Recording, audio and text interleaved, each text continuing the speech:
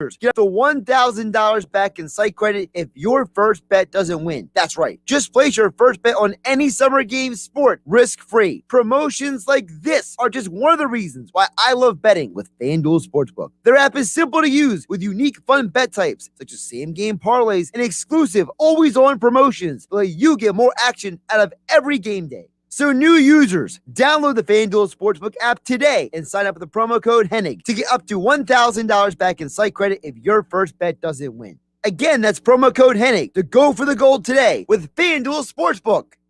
Must be 21 or to play in present NJRPA. First online real money wager only for risk-free bet refund issued non-withdrawable site credit that expires in 7 days. Restrictions apply. See sportsbook.fanduel.com for details. Gambling problem, call 1-800-GAMBLER. South Jersey's play-by-play home for the Eagles, touchdown! Sixers, and Flyers. He scored! 97.3 ESPN, WENJ, WENJ HD Millville, Atlantic City, a Town Square media station. This is Sports Bash Saturday with Josh Hennig, live from the Matt Blatt Kia Studios. Now, Sports Bash Saturday. Here's Josh Hennig. Sports Bash Saturday is back here on 97.3 ESPN FM, the 97.3 ESPN mobile app, which is free. Thanks for First Bank Seattle City. And we are live on Facebook, YouTube, and Twitter. Glad to have you guys on board the show today. We got a lot to get to today as well. Phillies are in first place in the National League East. Frank Klose, our Phillies insider for 97.3 ESPN.com, which is coming up at 12:20. We'll get to with him about what is going on with the Phillies and all that jazz. Because let me tell you guys something. You know, if the Phillies can stay in first place, and obviously that's a big if, right? They might be able to run. They might be able to run with this division because the Mets are falling apart, and their pitching staff without DeGrom is, well, frankly, is pathetic. All right, so. We'll get with Frank about what this means for the team. I mean, they are the best team in the National League East, record-wise, and runs scored per game since the All-Star break. Also, UFC 265 is tonight. You know, I like to give you my FanDuel Sportsbook picks for the weekend. There's a big underdog that could win you a lot tonight.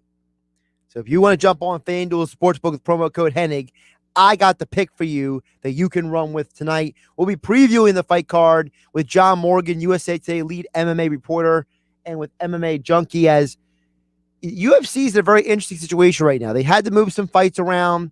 Dana White obviously has been very, for lack of a better term, ahead of the curve when it comes to a lot of different things, when it comes to protocols. So, we'll be looking forward to getting into that with him. Also, Eagles camp week 2 is done. I want to get into some of that as well. But as always, don't forget, text board is open. 609-403-0973 is the text board. You can message this show through the 97.3 ESPN mobile app. Thanks to First Bank of Seattle City. And, of course, we are live on Facebook, YouTube, and Twitter, where you can join the conversation. Before I get to the Phillies stuff, because I got a lot of Phillies to get to here on the show, I got to touch on, first and foremost, the Eagles week. And I haven't been on the air for a couple of days. Obviously, I had a personal day off on Thursday, and then last night was the Margate Lifeguard races. Billy Schweimer of the South Jersey Lifeguard Championships next Friday here on 97.3 ESPN. So I didn't get a chance to talk about the Eagles the last 2 days. And I want to touch on the Eagles because this week, it's becoming more and more clear that this team made the right decision with Nick Sirianni. It is becoming more and more clear to me that this organization made the right decision when they said, we need this guy to be the head coach. Because Nick Sirianni as trying to turn the Philadelphia Eagles organization into a meritocracy. Now, he might not be 100% successful, but he's trying. Because For those who may or may not heard the statements from Travis Fulgham this week, Travis Fulgham came out and confirmed what a lot of people who cover the Eagles and the NFL suspected, that he was basically benched in favor of Alshon Jeffrey. And that's a huge problem.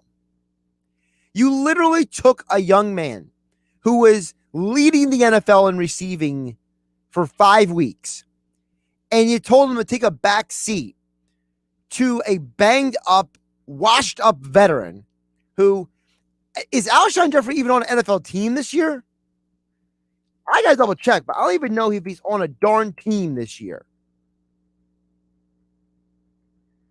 And you benched Travis Fulgham. Yeah, Alshon Jeffrey is not currently signed with any team in the NFL right now. So you took a guy who was leading the league in receiving and you benched him for a guy because Doug Peterson was loyal to a fault. Doug Peterson was so overly and obsessively loyal to his players. Okay? He was so obsessed with, oh, well, the veterans who got me the championship and made the playoff runs. And that's all well and good in a world that's great for like birthday parties and, celebrations of memories. But if you're trying to win football games, it's a bad decision because you demoralize the young players. You basically tell everyone on the team that you could have a great game or 2 or 3 or 4, and you should earn playing time, but it doesn't matter because Alshon Jeffrey, Jason Peters, fill in the blank veteran player is going to get playing time over you because football is no longer a meritocracy. It's a nepotistic loyalism. And there was a lot of rumors that Doug Peterson was not very strict at the end of his tenure when it came to practices, when it came to guys showing up late. He let the guys run the practice in the locker room too much. So the Eagles, in bringing in Sirianni, have made a statement. They are done with that BS. They have no time for it anymore. And Alshon Jeffrey is no longer here, and Travis Fulgham has a legitimate chance to be successful on a team that has a head coach who's a former wide receiver coach, an offensive assistant who's a former wide receiver in college, an offensive coordinator in Shane Steichen, who, think about all the receivers who have ran through the Chargers organization over the years. He worked with all of them. And then Aaron Moorhead used to play in the NFL. You now have multiple people surrounding guys like Fulgham, guys like Rager, Devonta Smith when he comes back from his MCL sprain, guys like Greg Ward, even J.J. Arcega-Whiteside can benefit from these guys. I don't know if J-Daw's going to make the team, but you got to believe that having all of these coaches who are focused on player development, who are trying to coach up the players, who are trying to be more invested in the players is going to help. And I've mentioned this before. If you go back through all of Doug Peterson's press conferences from the last 5 years, you know what he said at least multiple times a year? At least if Doug Peterson had 3 press conferences a week, okay, over 17 weeks, you're talking about potentially, 55 press conferences throughout the season. Half of those press conferences, Doug Peterson would be asked about play calling. And his answer always was, I love play calling. I wouldn't want to do this if I wasn't a play caller. I'm passionate about play calling. Doug Peterson, in my opinion, cared more about play calling than he was about developing players and coaching them up. Because when he saw Travis Fulgham, he had to change his game plan. And when he saw that the offensive line started breaking down, he had to change his game plan.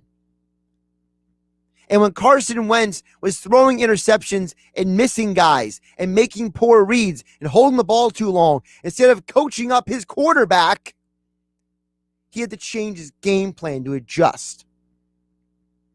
How many times did we see Carson Wentz walk off the field last year and Doug Peterson ignored him? His head was buried in that play sheet. Meanwhile, on the flip side, Nick Sirianni grabs Jalen Rager in front of the whole world, screams at him, tells him he needs to be better, and then Jalen Rager gets his head out of the sand and gets better.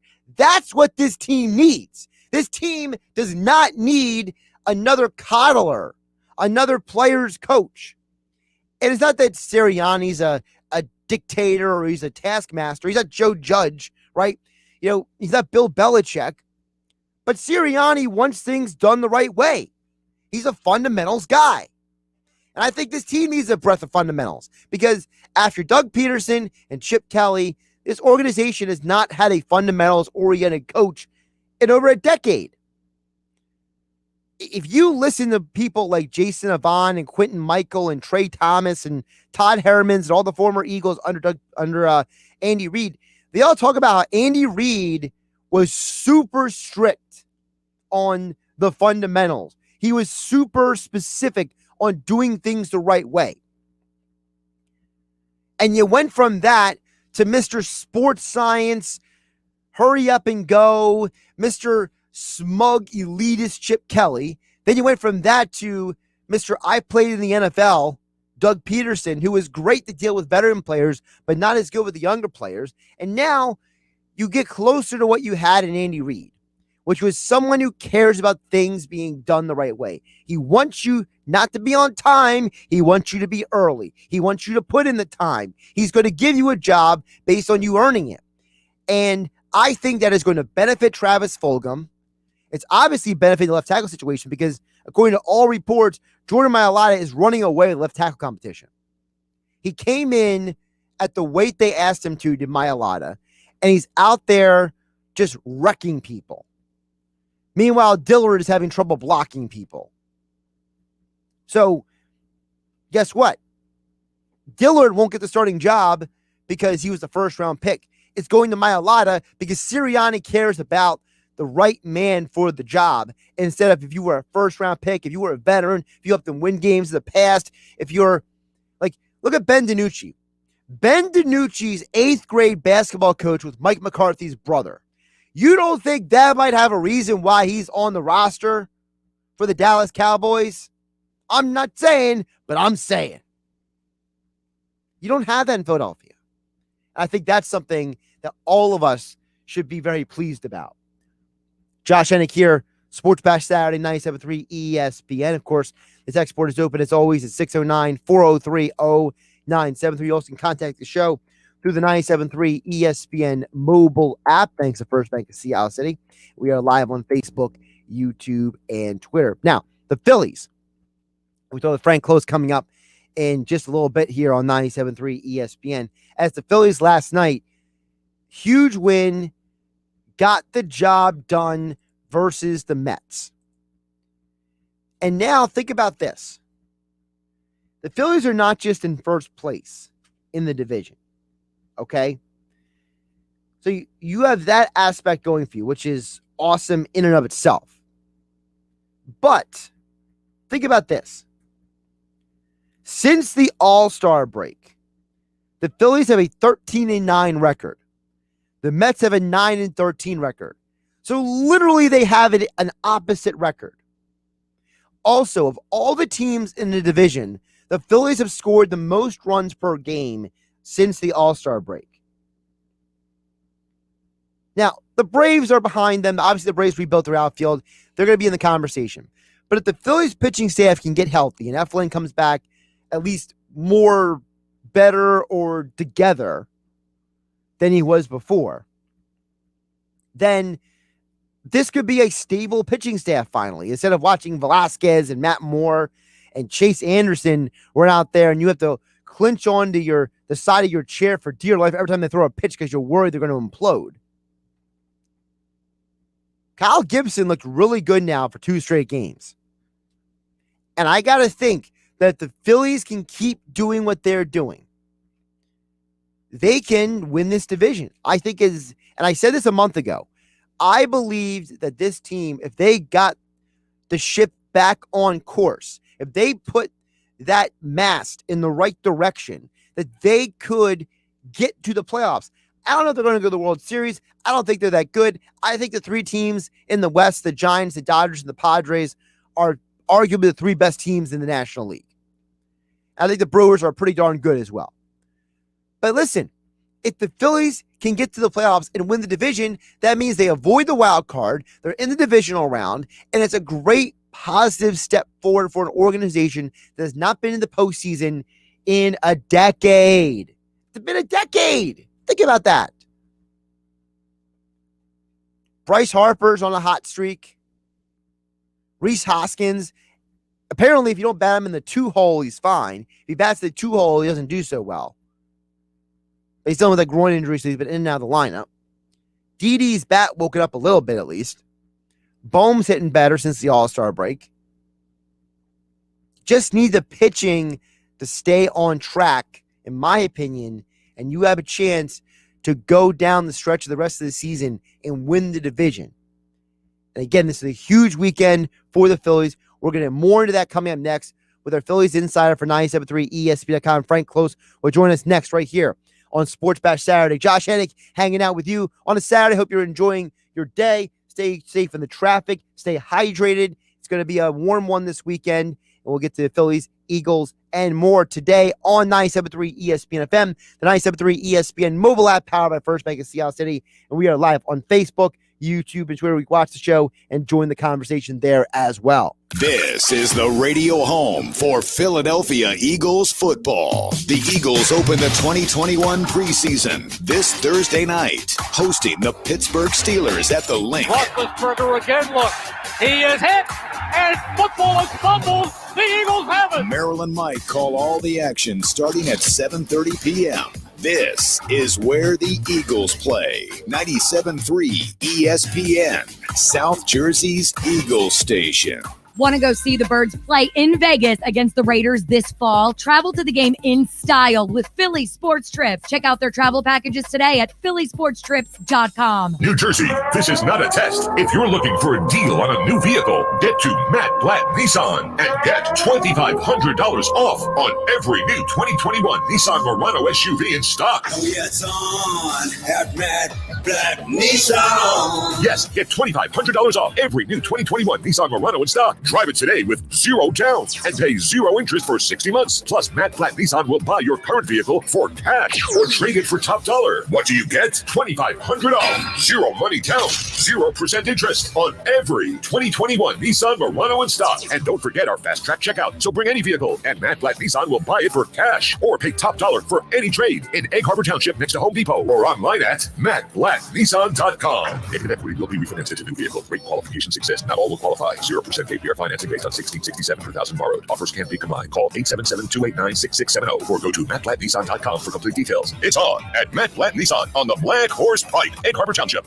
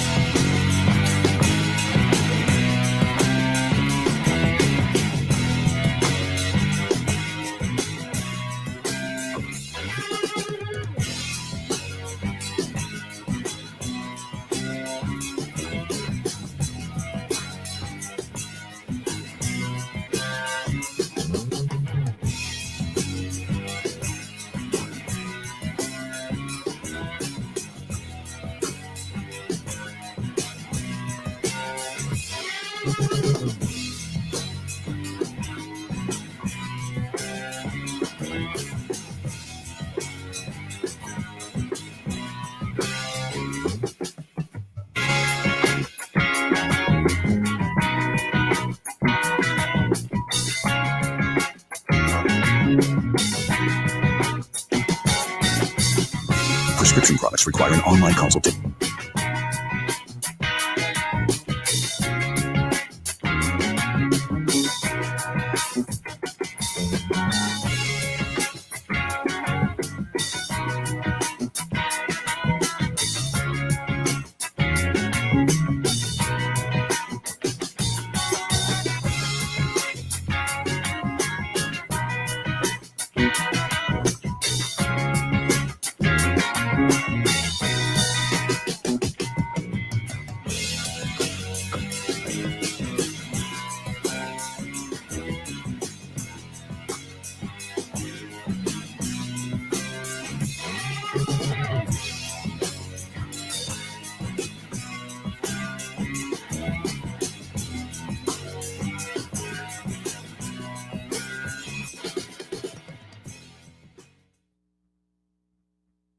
One of the things I love about betting on FanDuel Sportsbook is you get more than one shot to swing for the fences. Right now, new and existing users can get up to $25 back in site credit each day. Just place a minimum 5-leg baseball parlay. And if it falls one leg short, you get up to $25 back with parlay insurance. In addition to the parlay insurance, if you haven't tried FanDuel Sportsbook yet, new users can place their first bet risk-free. That's right. New users get up to $1,000 back in site credit if your first bet doesn't win. Just download the FanDuel Sportsbook app today and sign up with promo code Hennig. That's promo code Hennig with FanDuel Sportsbook.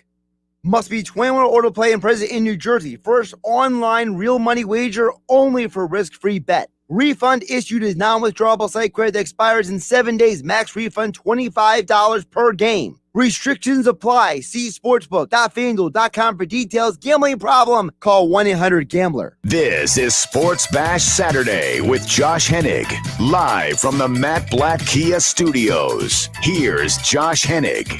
Josh Hennig back here in the Matt Blatt Kia Studios on 97.3 ESPN FM, the 97.3 ESPN mobile app. And as always, we are live on Facebook, YouTube, and Twitter. We're joining us right now to join us to talk more about the Phillies, who are in first place. On one hand, it's awesome to say that. On the other hand, it just feels weird saying that, considering everything that's happened in the last basically 2 years at this point. Frank Klose joins us right now. 97.3 ESPN.com. Phillies mailbag every Tuesday on the Sports Bash with Mike Gill here on 97.3 ESPN. Frank, how you doing today? I'm great. How are you, Josh?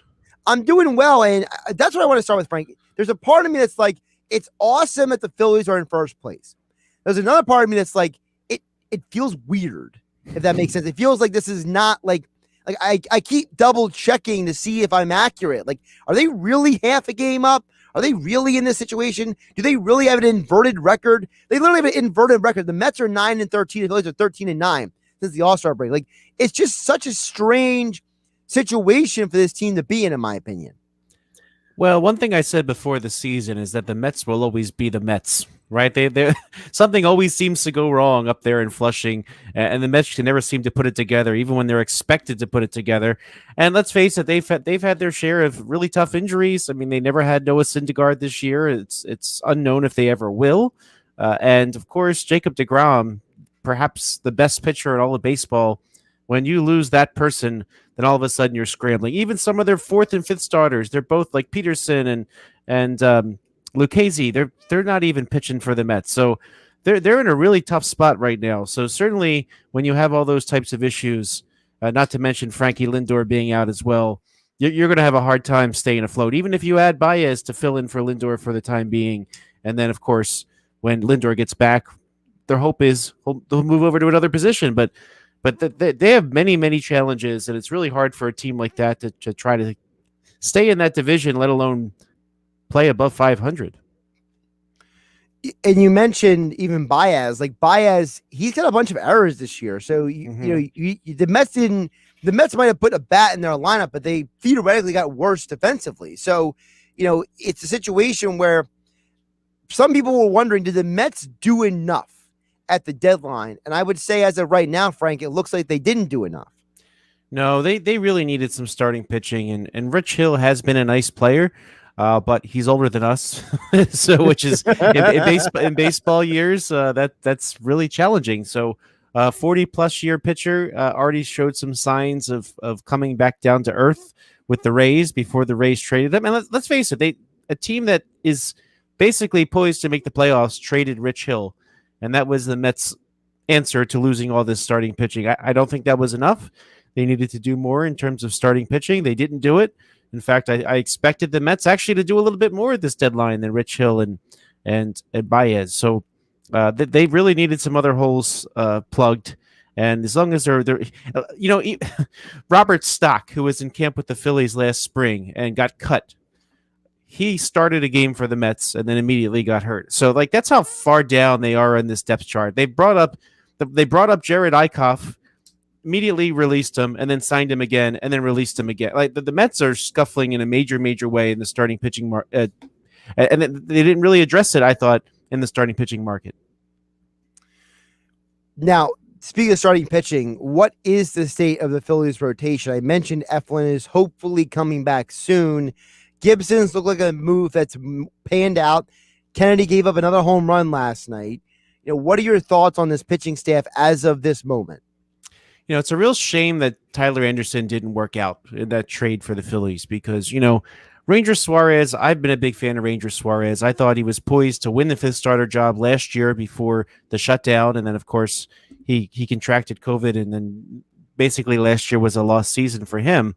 The other night, for example, I was thinking like, man, with 2 innings left, it would be great to have Ranger Suarez to finish out this game. So you've lost Ranger Suarez in a very key spot in that bullpen, even though he might do well in the rotation. It's a shame that one, they had to do that because Anderson didn't work out. And as Dave Dombrowski said, Bailey Falter was all set to join the rotation, and he got really rocked with COVID.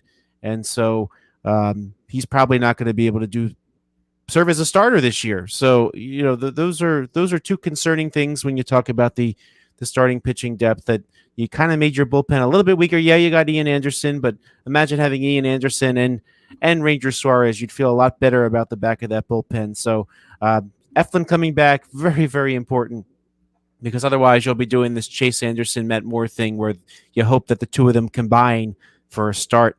And if you're going to do that, you lose a bat off your bench. So that's the one thing that's concerning. If Zach Eflin does come back quickly, you'll feel a heck of a lot better about this Phillies starting rotation. But right now, it's better than it was because you'd have 3 games every time through where your bullpen had to pitch like 6 innings. And that, of course, was not sustainable. But subtracting Spencer Howard, subtracting the Vince Velasquez, and then you still have one spot right now without Eflin where you're going to have to kind of cobble it together. But they had to cobble together way too many games with starters that were going 3 or 4 innings. And getting past that, I think, is going to be huge. Frank Klose joining us here. Sports Bash Saturday, 97.3 ESPN FM, at Frank Klose on Twitter. His Phillies mailbag every Tuesday on the Sports Bash with Mike Gill and over at 97.3 ESPN.com. Frank, we talked about Kennedy there for a moment. I want to follow up on him. Should we be concerned about these home runs he's giving up? Because, I feel like I see online, Philly fans are panicking a little bit. They're like, oh no, it's another version of Alvarado, or is this just happenstance? Ian Kennedy's someone who had a lot of success as a starting pitcher. He's won 21 games in the major leagues as a starter. Once traded for Max Scherzer. So clearly he's got that background that somebody thought enough of him to trade Max Scherzer for him. But, so far he's come into games where there's been enough of a lead. He's just gone to try to get the outs. Like, I feel like that's watching him. I feel like that's the veteran pitcher who's had all that success, who's not too worried about somebody connecting for a home run. He comes into these games, he's going to get the outs, period. And so to do that, sometimes you have to go after the hitters, and once in a while they will hit something out. I think what we need to see is a little bit more Ian Kennedy pitching with a 1-run lead, 2-run lead. Even with that, if he's got nobody on base, he might still approach hitters the same way. So I need to see a little bit more.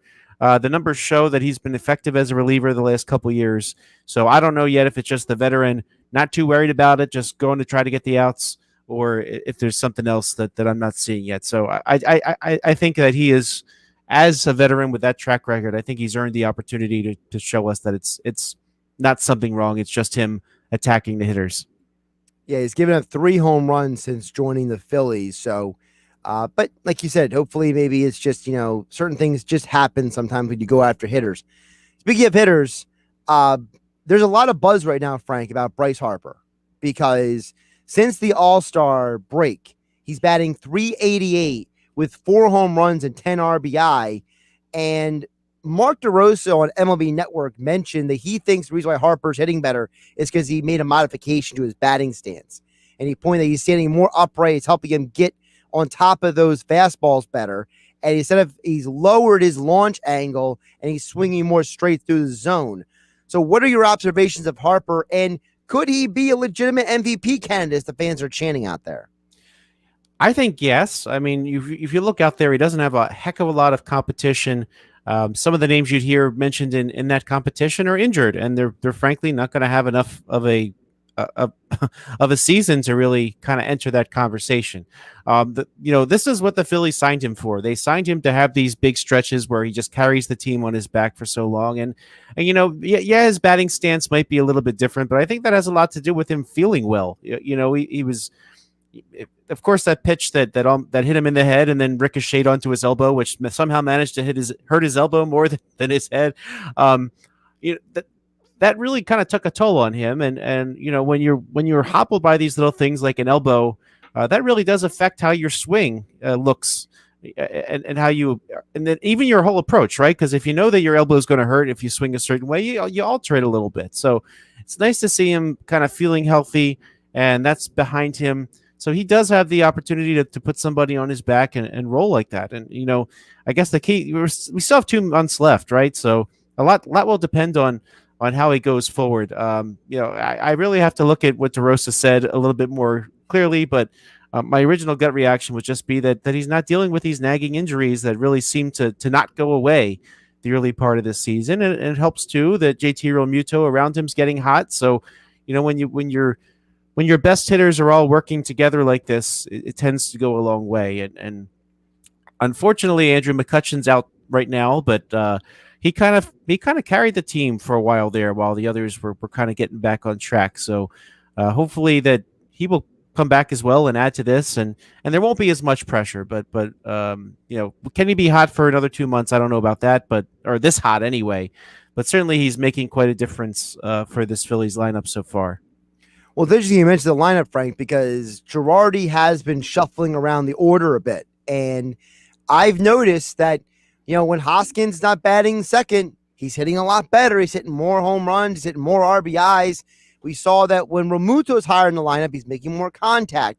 So it feels like Girardi, maybe he and his coaching staff are finding a little rhythm when it comes to this lineup, because since the All-Star break, the Phillies are averaging the most runs of any team in the NL East. Yeah, I never liked Rhys Hoskins batting second. Me neither. I'm with you. I just think he's too slow, right? And when you have some of your best contact hitters behind you, you want somebody who's going to be on base and be able to run the bases. I like when you have Gene Segura batting first or second. I like when, even Travis Jankowski, I thought did a better job than Odubel Herrera, who ended up leading off last night. But you want those guys to have contact and have some speed, because you can make things happen. Hoskins, he just seemed like a mismatch to me when he's in that role. In fact, if you pull up his splits, you do notice that the stats actually back it up in terms of where he hits in the order. So when he's batting second in the order, he's hitting 209. But you get a little bit deeper. If he's batting third, he's 224. But the place where he's batted the second most beyond batting second is batting fourth, where he's batted 250. But when he bats fifth, he's hit 302, and then sixth 308. And I think those times he batted sixth, that was kind of when the Phillies shuffled the order to try to take the pressure off him, and that went a long way. And he kind of moved back up, but he moved back up not at the top. So that 5 and 6 has kind of come more recently, which has certainly helped this Phillies offense. And if you look at his numbers month by month, Hoskins had a 310 batting average in the month of July, 357 so far this August. So clearly, once he kind of got out of that position, which was honestly perhaps part of necessity, but he's been a lot more effective in the Phillies lineup. Frank Klose joining us here, Sports Bash Saturday, 97.3 ESPN. Phillies back in action today and tomorrow versus the Mets. Look to extend their lead as they are currently the leaders in the National League East by half a game.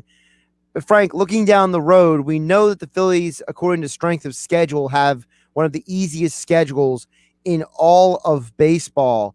How much do we give weight to that versus look at that and say, look, it doesn't matter. You got to win the games that are in front of you, because who comes after the Mets? The Dodgers and the Reds. Yeah, you get the Diamondbacks after that, but the Dodgers and the Reds are two very good teams right now. So, yeah, your overall strength of schedule may be easy, but the next couple series, on top of that, the fact the Padres after that, they're going on the West Coast trip, it's not like the schedule is 100% easy, despite the fact that it says that the strength of schedule overall is maybe easier than other teams. Yeah, so this will be kind of a key stretch for the Phillies in that, yeah, they need to hold their own against these teams on the West Coast. So obviously the Dodgers, Reds, Padres, they're all playoff teams right now.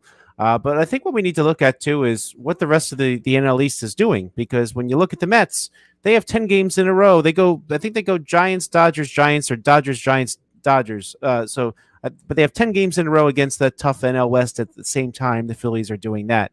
What you got to look at too, though, is when you talk about the Atlanta Braves, who are certainly breathing down the Phillies' neck, while the Phillies and Mets are on that stretch, the Braves are facing the Reds, but then they face the Nationals and Marlins, and then the Orioles, right? So you really need to hold your own during this time to try to keep things a little bit more level with the Braves. And then by the end of the month, the Braves, then they do face the Giants, and then they face the Dodgers. But so when we're talking about that stretch, we got to remember what the other teams are doing. Mets just as tough, if not arguably more. And then the Braves, even though that's not all kind of bunched up in one spot, the Braves are going to have those challenges as well. And then if you look at the end of the season, the Braves have 3 against the Padres before they play. Actually, 4 really, because there's a game that was suspended that they have to play against the Padres. But the Braves are going to have 3 plus against the Padres before 3 against the Phillies at the end of the season. And it could be that it kind of comes down to that, because I think the Phillies and Braves are really going to be battling over this division.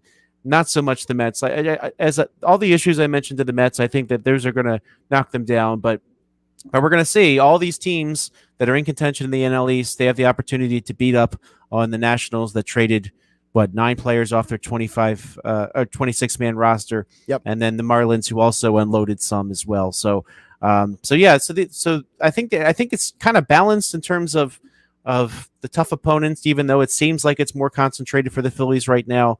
But they really got to take care of business otherwise. And the Phillies need to beat the Braves. I think that's key as well when we get to the end of the season.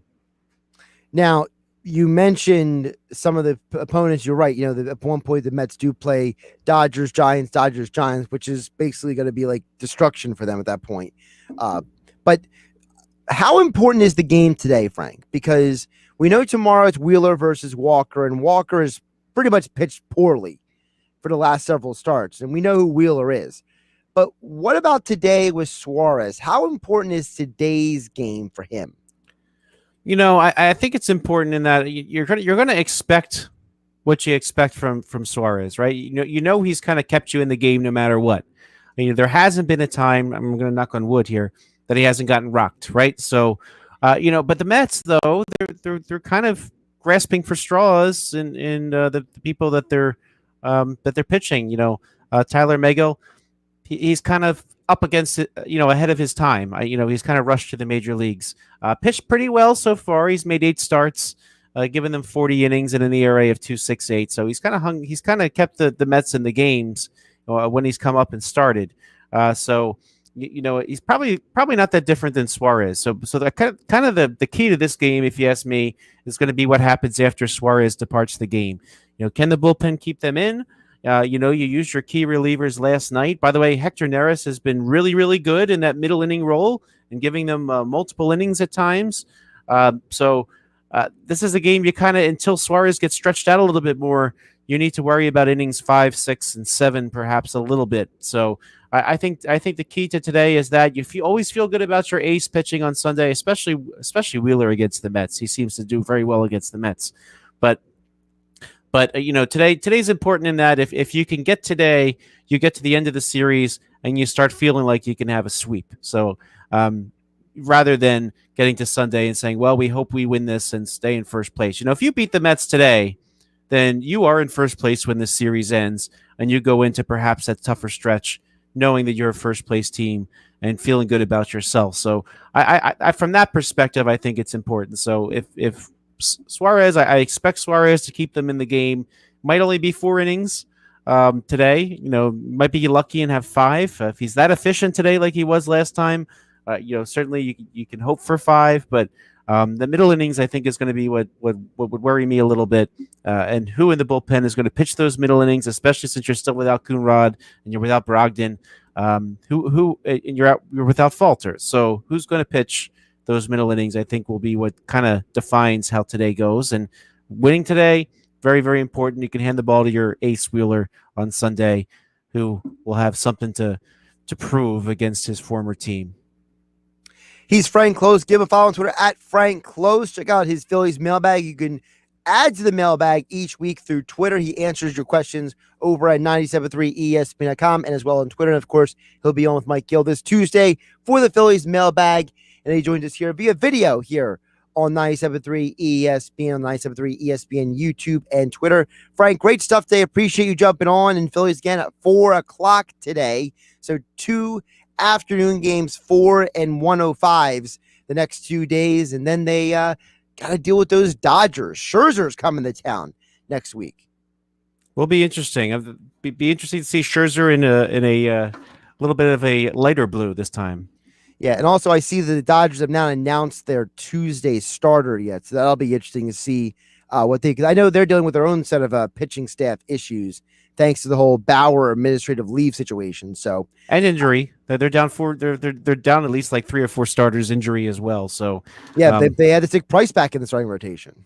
They did, and then they signed Cole Hamels, which is kind of a wild card. So we'll see what Hamels can give them in a month. That's pretty interesting. But you know what? They were so deep that only the Dodgers could handle that.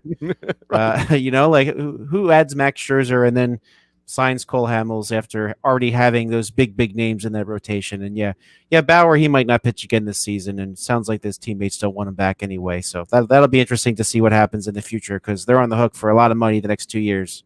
It'll also be interesting to see how that works out because I know that they're negotiating a new CBA right now, right? So, does that come up in the CBA conversation? Like, how do we handle players with these situations off the field moving forward? Maybe is there a new agreement between the players and the owners about how do we maybe offset that money? You know what I mean?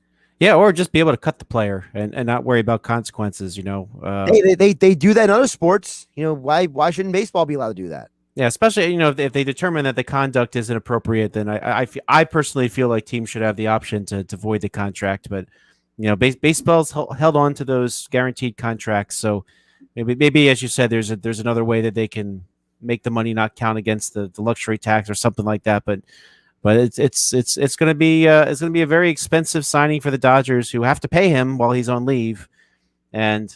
Even if he's not suspended or anything, it sounds like his teammates don't want him back. And Bauer probably wouldn't get a better deal in free agency, so he's got 2 contract options for the next 2 years, which he can determine whether or not the Dodgers pay him. So that's going to be not that I feel bad for the Dodgers and their $280 million payroll or whatever it is, but that's a lot of money that they're spending on nothing right now. So yeah, Frank, appreciate you jumping on. Enjoy the rest of the weekend. You too. Always good to talk to you, Josh.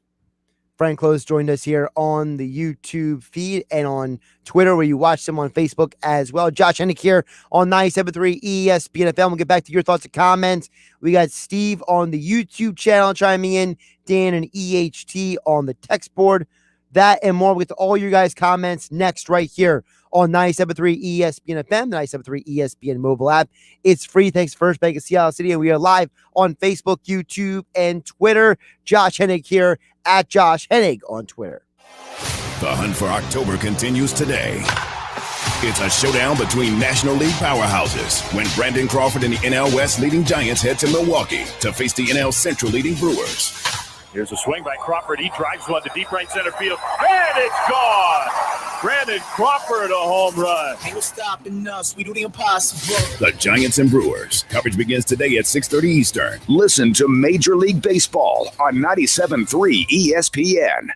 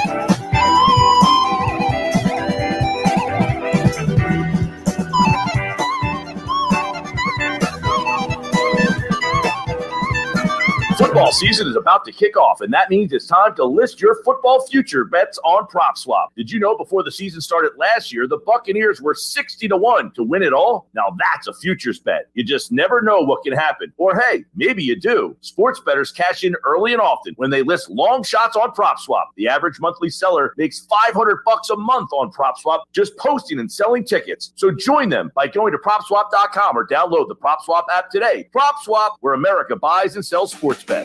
This is Sports Bash Saturday with Josh Hennig, live from the Matt Blatt Kia Studios. Here's Josh Hennig. Josh Hennig back here at 97.3 ESPN FM, the 97.3 ESPN mobile app. And we are live, as always, on Facebook, YouTube, and Twitter.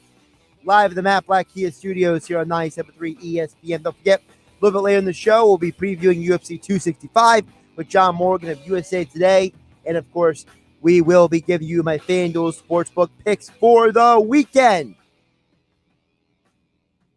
Don't forget, in a few weeks, you have football coming back. I'll be part of the picks every week. Love football. Huge on football. Can't wait, as Bart Scott would say. But we're talking some Phillies as well today. We'll get to your thoughts and comments right now. Of course, multiple ways to get a hold of the show. YouTube, Twitter, Facebook. Also, 609-403-0973 is the text for, or you can message the show directly through the 97.3 ESPN mobile app. It's free. Thanks to First Bank of Seattle City. Get to the order your messages came in. Dan from EHT chimes in and says, is history repeating itself for the Phillies? 2008, they were beating the Mets, two teams in the playoff standings that were in the way with the Dodgers and the Brewers. Could be at the same this season. Dan, my answer is no. And there's a couple of reasons why for that. Number one, remember that 2008 Phillies team had two league MVPs who were in the prime of their careers on that team. Ryan Howard and Jimmy Rollins. You had Chase Utley, who was a multi-time All-Star. You had Carlos Ruiz, one of the best receiving catchers in all of baseball, one of the best defensive catchers in all of baseball at the time.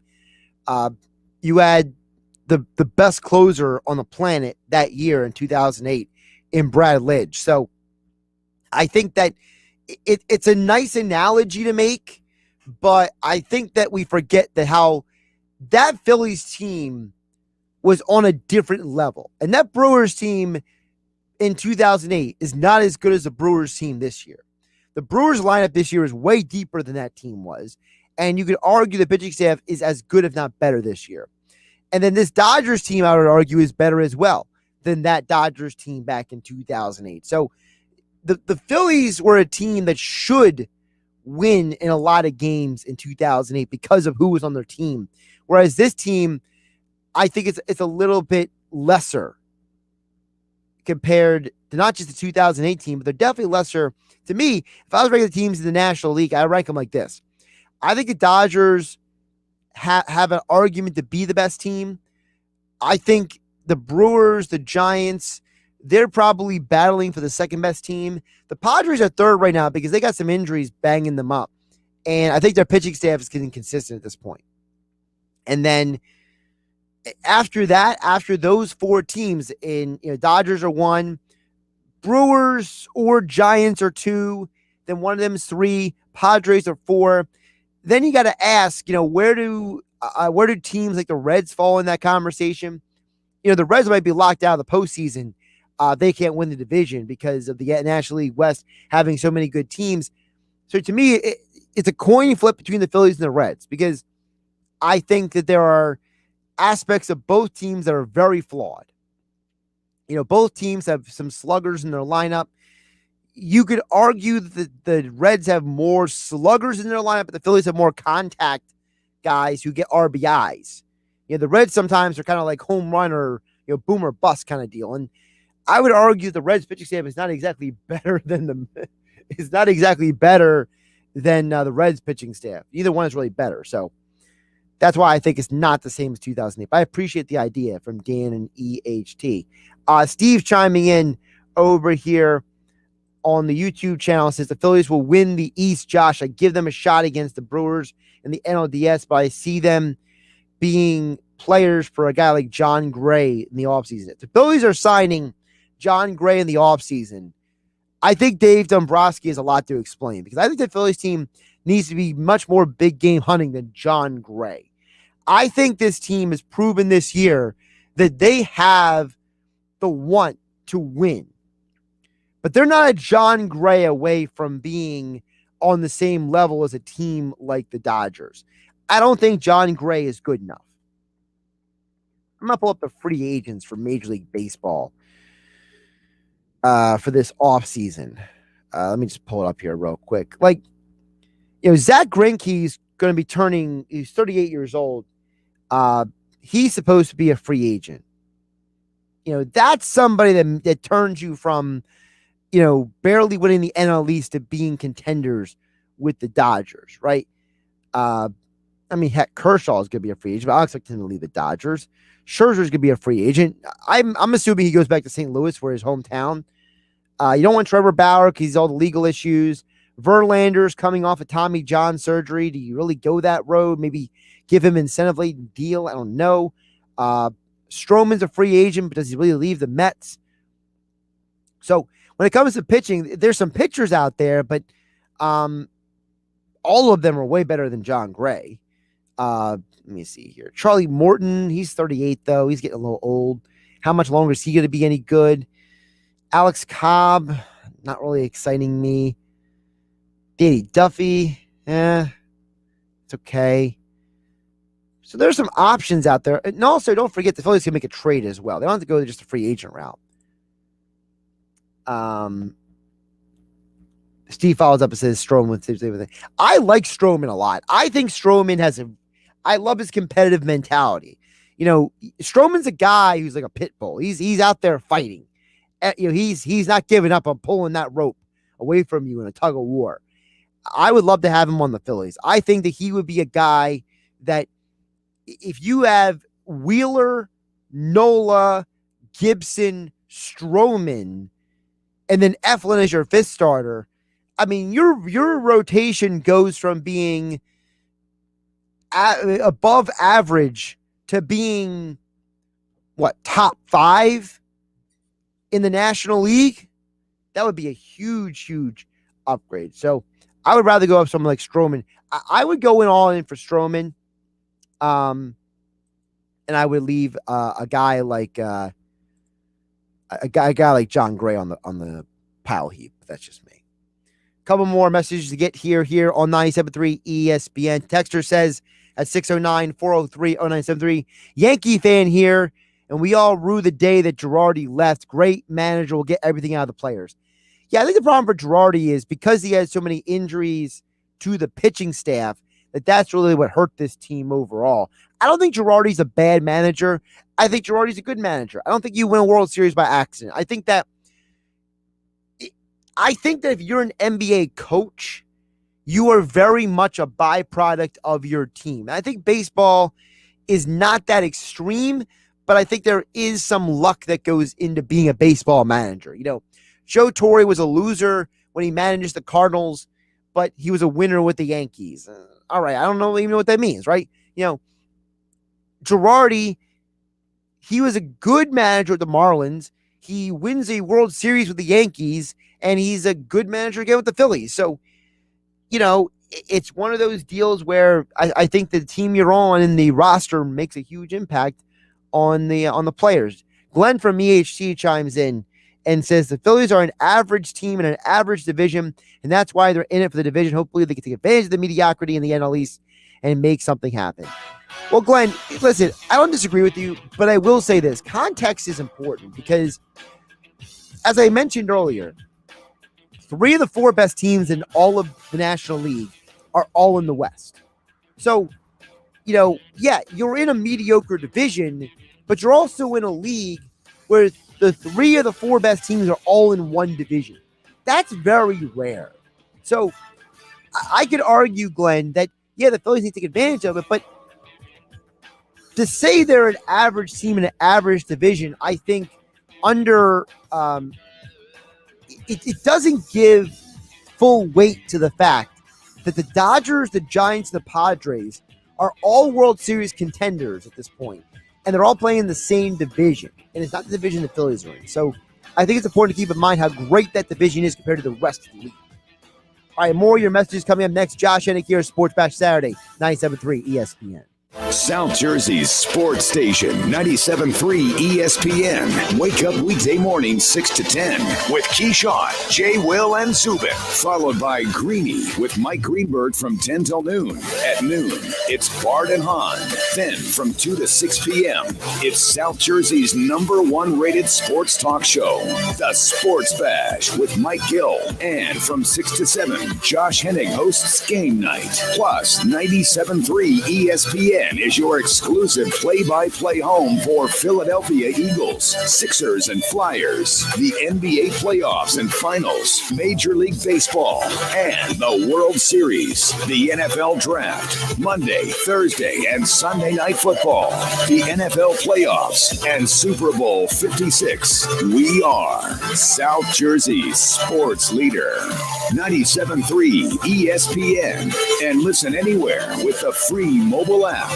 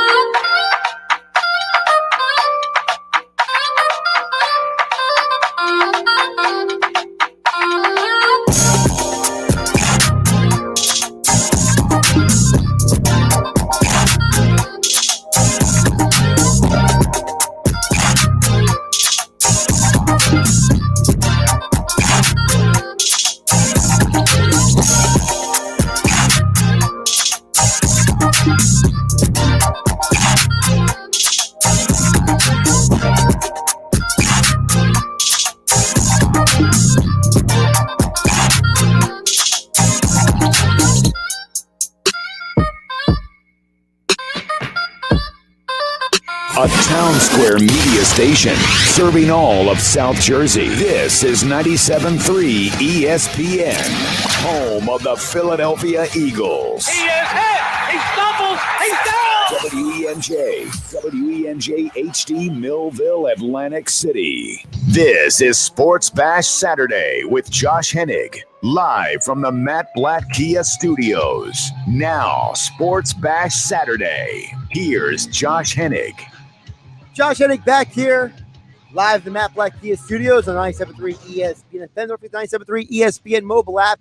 It's free thanks to First Bank of Seattle City for all your coverage of Phillies, Eagles, Sixers, Flyers, and high school sports right there on the 97.3 ESPN mobile app. It's free. Thanks to First Bank of Seattle City. Also, all of our coverage on 973ESPN.com. And we are live on Facebook, YouTube, and Twitter. We got a bunch of messages to get to still on all the platforms.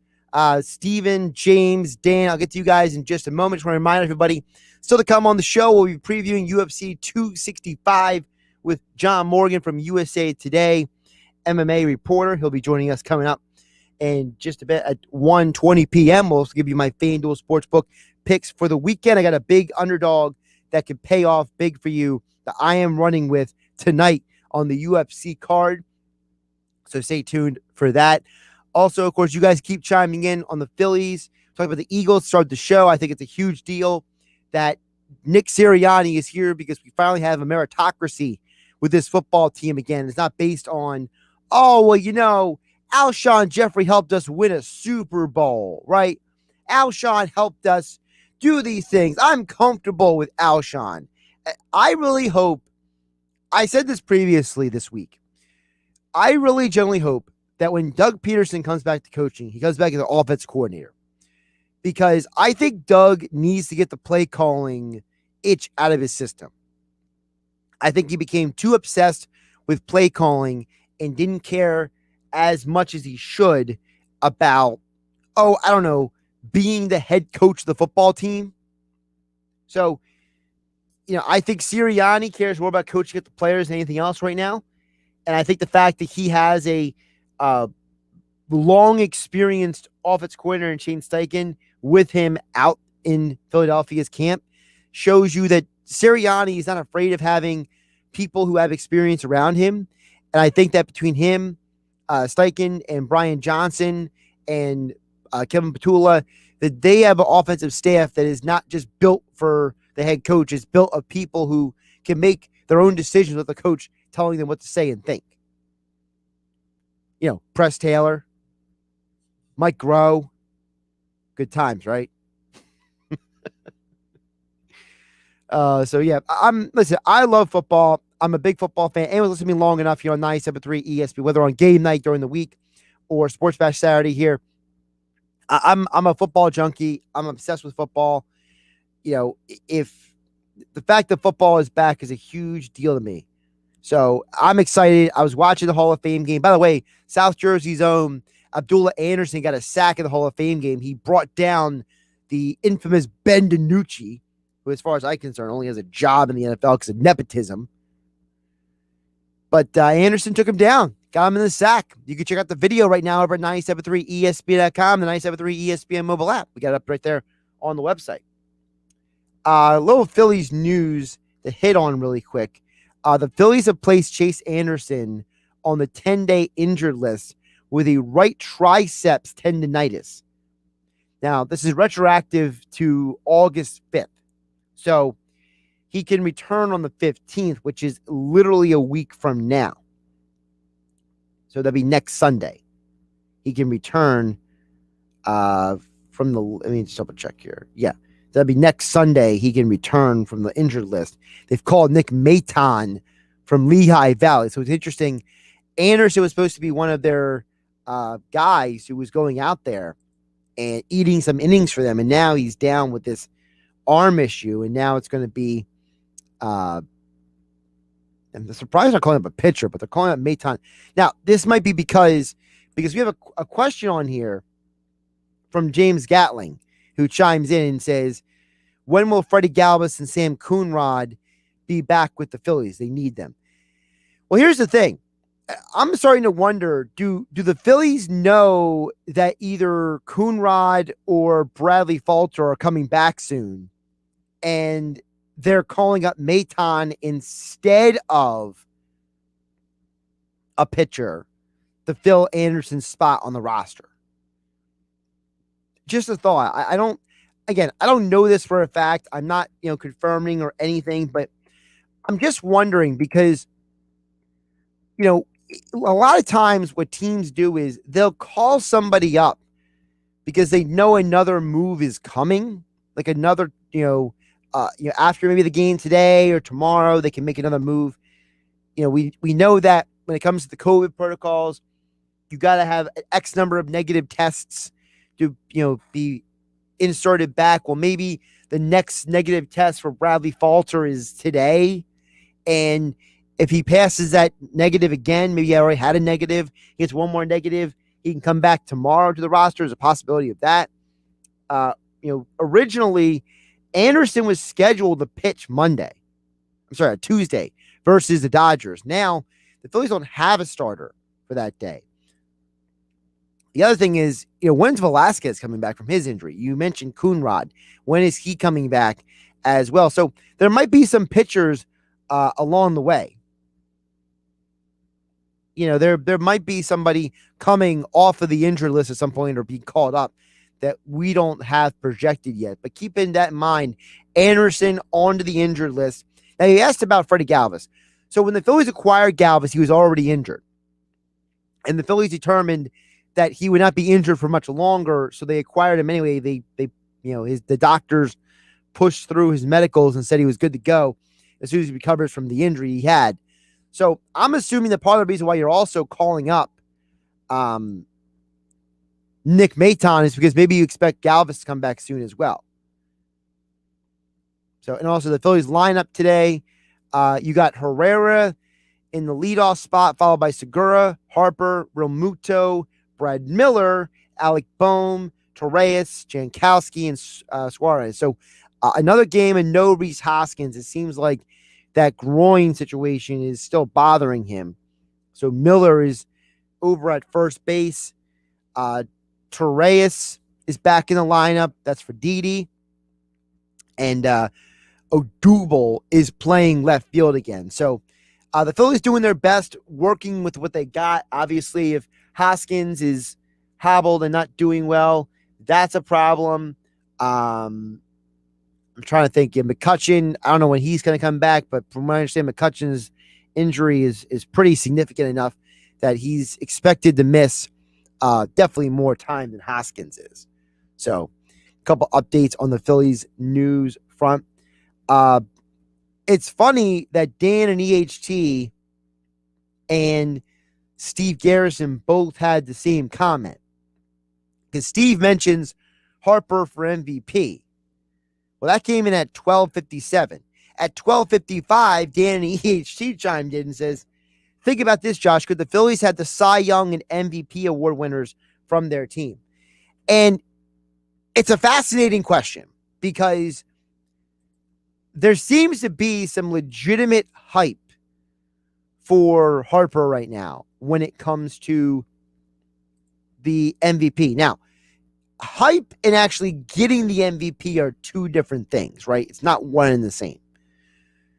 But here's the deal. Right now, Harper is number 2 in the National League in on-base percentage. And he's 4th in slugging percentage. So, based on the metrics, he's right up there in the league among one of the better hitters in the National League right now. And you look at the other numbers that he's done so far. He's top 10 in doubles. Obviously, he's been hitting more home runs lately than he was earlier in the year when he was just absolutely cold. But at least metrics-wise, he is somebody who is playing very well this year. He's, 4th in the National League in runs created, which is a metric that measures, how many times you hit with runs in scoring position, how many times that you're getting on base, how many times that you're in scoring position yourself. So he's one of the better hitters in that category as well. So based on the analytic numbers and not just the pure back of the baseball card numbers, he's playing very well. Okay, 19 home runs this year. Obviously, he's batting .305 right now, which this would be the first time he's hit .305 or 300 or better since 2017 if he finishes the year above 300. And the only other time he hit over 300, he won the MVP back in 2015. So at 28 years old, you could argue that Harper is kind of finding his feet again. And I think that he is definitely an MVP candidate. I don't know if he wins it just because of the fact that, looking around the National League, I think there could be an argument made for Joey Votto. There can be an argument made for, one of the Dodgers sluggers this year. I think that if I had to say who's more likely to win what, is it Harper winning the MVP or Zach Wheeler winning the Cy Young? I would say right now I'm leaning Wheeler because think about this. Wheeler leads the National League in innings pitched right now. And even though he's got a pretty, uninspiring, shall we call it, win-loss record, he leads the National League in strikeouts. So while Harper, in terms of certain measurements is playing very well, on the flip side, Zach Wheeler is playing like the best pitcher in the National League. And with DeGrom out until what we expect to be September, he loses his main competition. And by the way, he's got 2 complete games this year. He's thrown a shutout. And his strikeouts to base on balls is 5th best in the National League. He's basically top 5, top 10 in every category that matters at this point.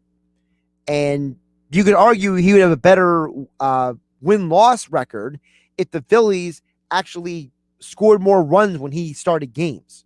So if you had to ask me what I think is going to happen, here's what I think is going to happen. I think that Zach Wheeler is going to probably be the favorite to win the Cy Young, and Bryce Harper has a chance to win the MVP. I would say Zach Wheeler, I would give the odds like 70% he wins the Cy Young, maybe 75%. And I would say Harper right now is maybe maybe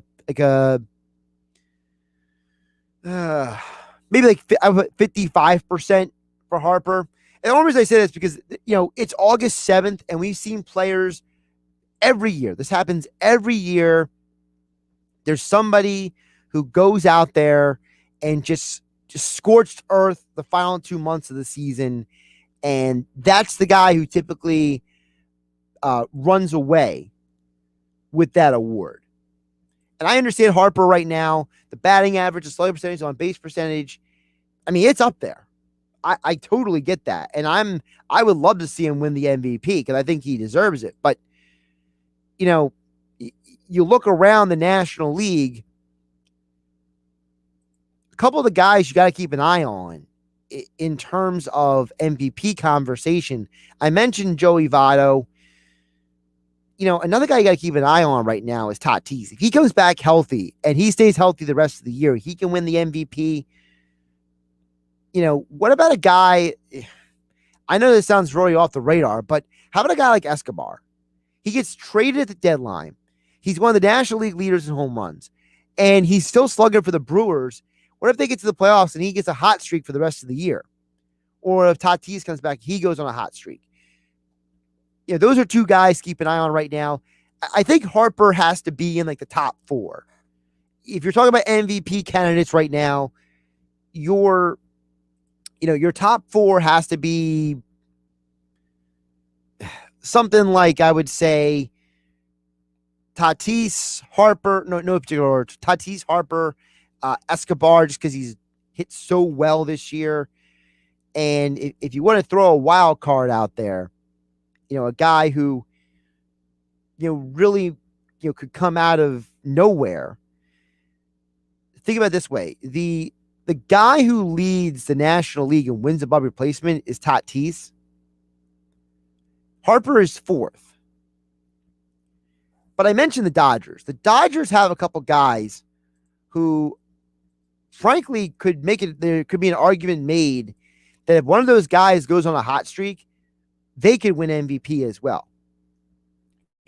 Justin Turner, he's got 20 home runs and 65 RBI this year and a 293 batting average, almost 500 slug. And he's only played 103 games. There was a stretch there he wasn't playing every day. And there could be an argument made that he could be an MVP candidate this year. And I think it's a very strong possibility.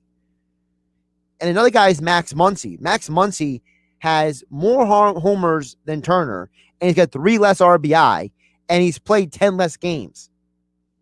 So there's a couple ways the National League MVP can go. Whereas with the Cy Young, I mean, seriously, outside of Jacob DeGrom, Who exactly is pitching better than Zach Wheeler? I don't really think there's a guy right now. So to me, if I put the odds on it, I would say Wheeler for MVP more likely than Harper. Wheeler for Cy Young more likely than Harper for MVP. Josh Hennig here, Sports Bash Saturday, 97.3 ESPN. We're going to flip the coin over to UFC 265 tonight, preview the card, give you my picks thanks to FanDuel Sportsbook. Keep the messages coming, 609-403-0973. We're also live on Facebook, YouTube, Twitter. We can join the show and the conversation. Also, send the messages directly to the show to the 97.3 ESPN mobile app. It's free thanks to First Bank of Seattle City.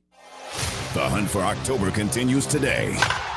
It's a showdown between National League powerhouses when Brandon Crawford and the NL West leading Giants head to Milwaukee to face the NL Central leading Brewers. Here's a swing by Crawford. He drives one to deep right center field, and it's gone. Brandon Crawford, a home run. Ain't no stopping us. We do the impossible. The Giants and Brewers. Coverage begins today at 6:30 Eastern. Listen to Major League Baseball on 97.3 ESPN. Tired of sitting in traffic? If you won the $226 million Powerball jackpot, you could take your private jet everywhere. After all, anything can happen in Jersey.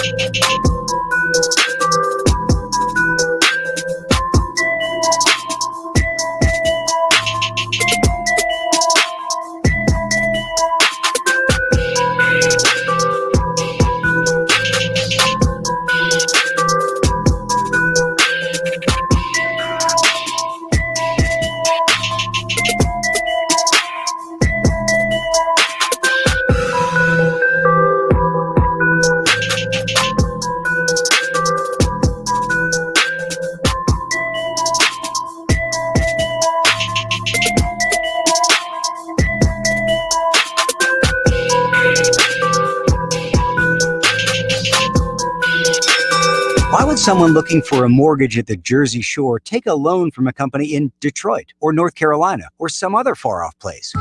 Online mortgages promise a lot, but don't always deliver. First Bank of Sea Isle City knows the Jersey Shore. We are local lenders. We use local appraisers and provide in-house processing. We understand the unique obstacles of financing in Cape May County. Don't take a chance. Local banking is better. Let us guide you. First Bank of Sea Isle City. Member FDIC, Equal Housing Lender. New Jersey Secretary of Agriculture Doug Fisher here, reminding you that Jersey Fresh eggplant is great, fried, baked, or grilled. So many wonderful varieties and colors are available. Be sure to pick up Jersey Fresh eggplant at your favorite farm market or supermarket. Stay loyal to local Jersey Fresh. This is Sports Bash Saturday with Josh Hennig, live from the Matt Blatt Kia Studios. Here's Josh Hennig. Josh Hennig back here, 97.3 ESPN FM, the 97.3 ESPN mobile app. And as always, we are live on Facebook, YouTube, and Twitter. You know, I love talking some UFC, and joining us right now to talk about UFC 265 tonight, ESPN Plus pay-per-view. Of course, he is a friend of the show. John Morgan from USA Today, MMA Junkie, joins us right now on 97.3 ESPN. John, how you doing out there? I'm good, man. I'm good. Been enjoying another week in Houston. You know, we were here just a couple of months ago, but getting ready for it should be a good night of fights.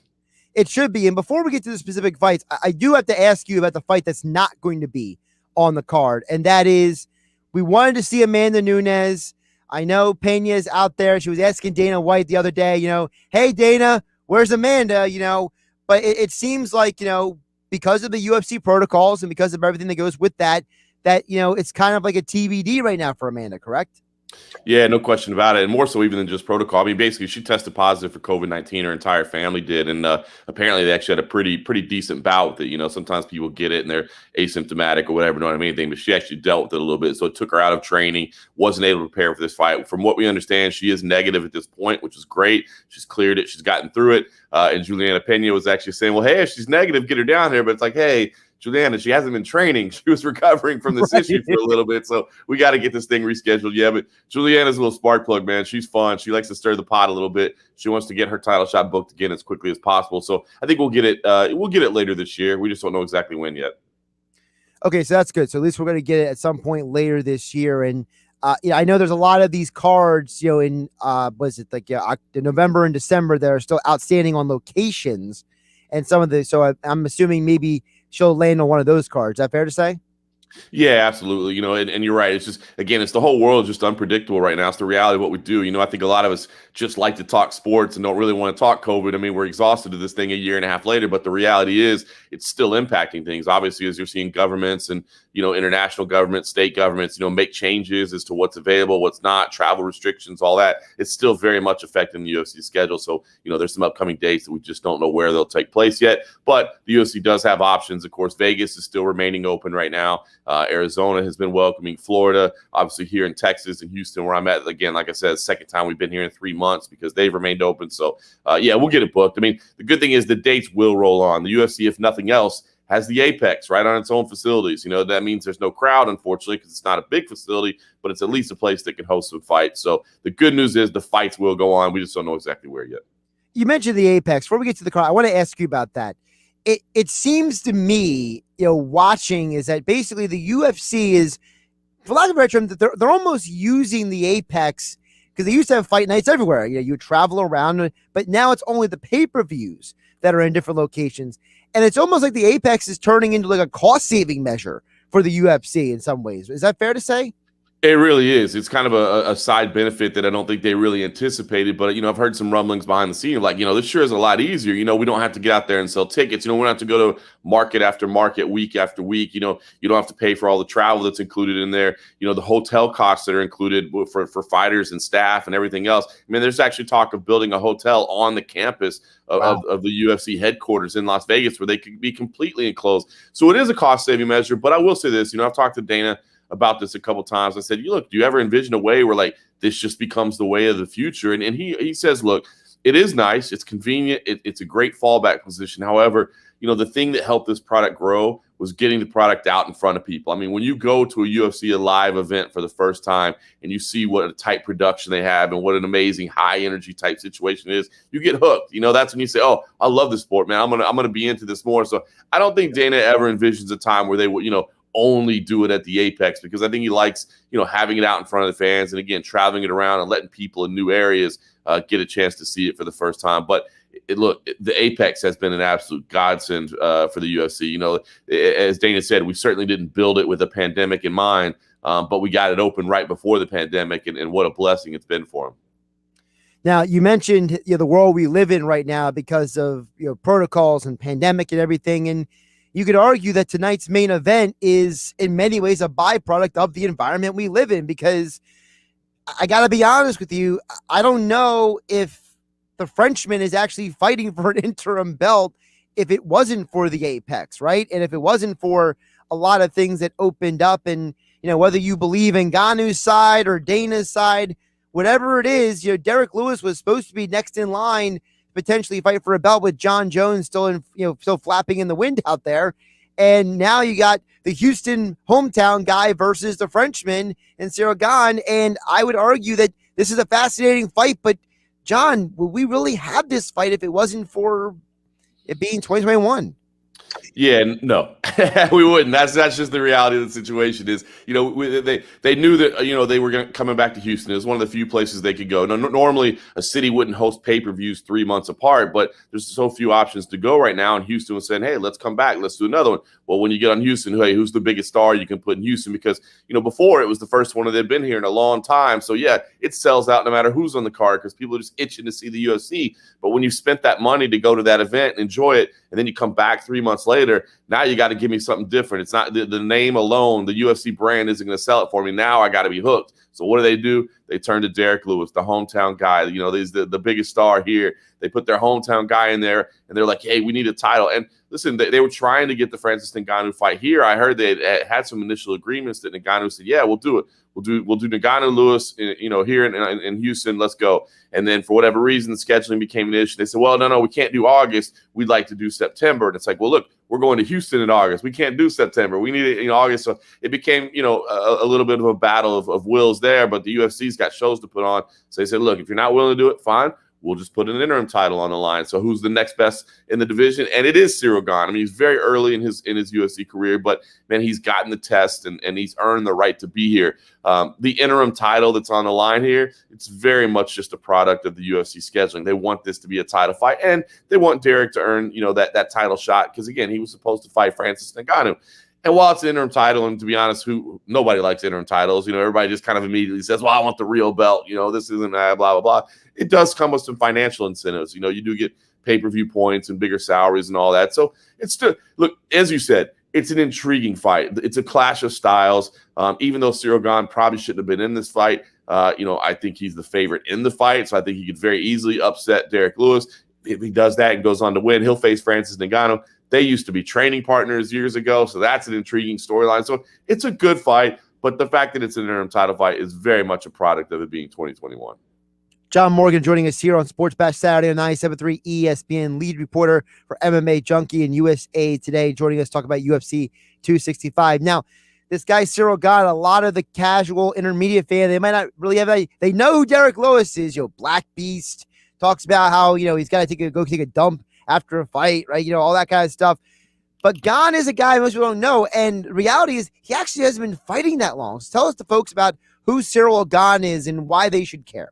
Yeah, it's been a real kind of meteoric rise, but not necessarily the highlight reel filled one. He's a French kickboxer who did great in Muay Thai, and then he transitioned over to MMA, and he's undefeated in MMA thus far. He came to the UFC very, very early. They continue to give him bigger and bigger tests. They continue to give him higher and higher ranked opponents, and he wins.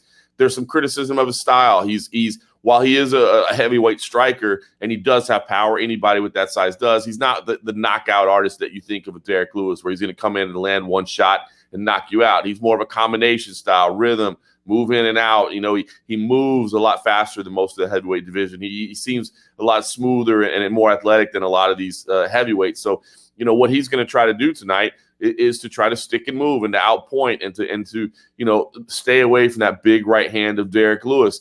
And that's where it comes in. It's been interesting because his last two fights have been technical masterpieces. But, in a lot of ways, like you think of Floyd Mayweather, one of the all-time boxing greats, right? Like an unbelievable tactician, but not always the most exciting fighter, right? You tune in for a Floyd Mayweather fight, you're looking for a display of boxing, but you may not necessarily be standing on your feet, wowed at all the action that's going on. And that's what Cyril Gane has been able to do. But the interesting thing about it is those performances he's had, while they've been technical masterpieces, they've been at the UFC Apex, and they haven't been with any fans in there. So he hasn't been getting mercilessly booed throughout the course of 5 rounds. When he goes in there tonight trying to outpoint Derek Lewis, I promise you the Toyota Center is going to be booing him and trying to will some more action to happen. Can he stay disciplined at that point, or does he try to push a little bit? Does he make a little bit of a mistake that allows Derek Lewis to land that one big shot?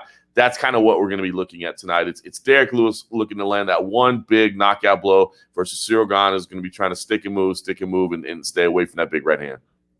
Yeah, and I remember, trying to remember, it was back in May when Rose Namajunas won the belt back. And I remember the coaches for Zhang Wei Li said that, hey, the crowd affected her. The crowd got into her head. And, I kind of have to wonder, you just mentioned, Gane's been fighting in front of basically nobody. Would that happen to him? Could that happen to him? Because if it could happen to somebody like Zhang Wei Li, who you would think would have the mental fortitude to go out there. I can't assume that Cyril Gahn is immune of that as well. That's what I'm looking to see, and I agree with you 100% because I have been impressed with his ability to stick to a game plan. I mean, every fighter in the UFC knows that what fans want to see, what Dana White wants to see, is finishes. You want to see knockouts, you want to see submissions. Those are the highlight reel things. I've been impressed in his last 2 fights that those openings didn't really present themselves, and how disciplined he stayed to the game plan. I thought, man, that's a guy that trusts in the plan, that trusts in the process, that trusts in his corner, and isn't deviating from the game plan. And he's not getting the highlight reel finishes, but he's getting the wins that are getting more money, that are getting more opportunities, and I've been very impressed with it.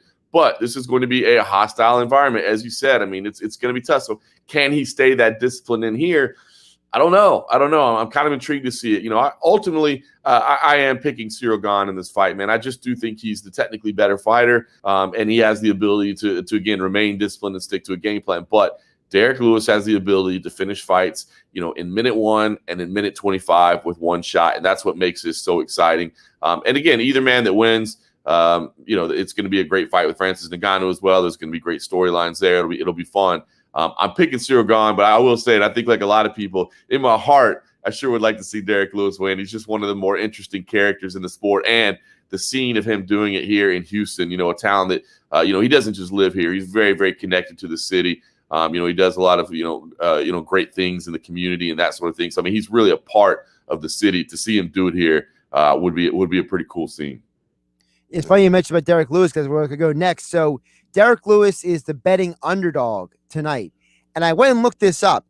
He has been a betting underdog 7 times in his MMA career, and he is 5-2 in those fights. And the 2 fights that he lost were to UFC champion Daniel Cormier and former champ Junior De Los Santos. And people forget that Lewis, did he file like a month and a half notice to Cormier? So you could argue that Lewis might actually be better as an underdog almost in this situation because he's been an underdog plenty of times and he's come out firing. Well, if you're talking about the odds, and it's a significant underdog line here, right? It's not like just he's a plus 120 or something. I mean, you can get some huge lines out there. So Lewis as an underdog, and if you want to play a prop like Lewis by knockout, because if Lewis wins this fight, he's not winning a decision. He's not outpointing Cyril Gahn. He's winning by knockout. So if you want to put down a little bit of money, as an investment that maybe you don't mind losing, I think that's a great underdog play. Kind of what I've been saying is, hey, gun to the head scenario, you got to pick the winner. It's Cyril Gahn for me. But if you're looking for some value, Lewis by knockout, because if he win, and he can, that's what makes this fun. Is it while say Cyril Gahn is the technically better striker, the technically better fighter, and I'm picking him.